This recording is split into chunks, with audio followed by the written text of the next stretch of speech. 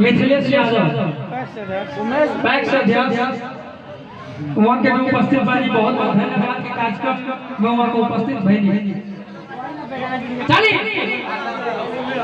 तनी भाई जयकारा वाला चली पूरा हुआ भाई लोगों से आई ना भाई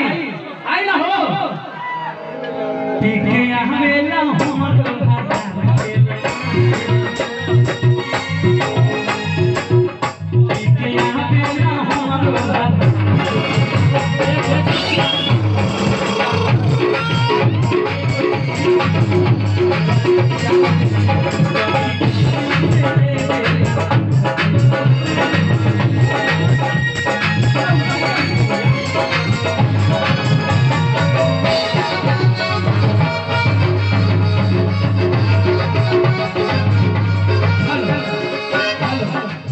बिल्कुल दब जा रहा है मालूम है कि नहीं कि हम क्या गा रहे हैं।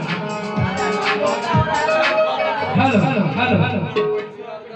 इसको भी रहने दीजिए भैया नहीं रहेगा तो काम हम क्या गा रहे हैं।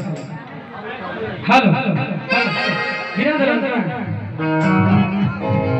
अरे इन लोगों को भी दीजिए लेकिन एक बार गिरा दीजिए इनको भी दीजिए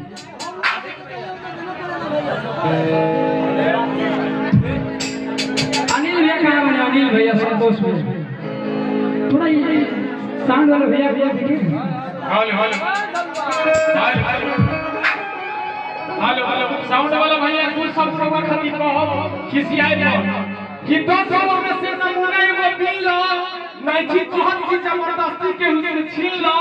अगर इस सिस्टमवा में के बस भैया पैसा लगा के गए नहीं लो ए टमाटर के दाब दिलवानी मार हेलो हेलो हेलो चलिए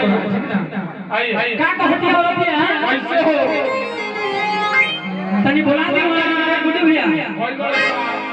बुलाई बुलाई समय हो गया केकरा के हो केकरा के शशि जी के हम अभी हो जाता नहीं भाई लोग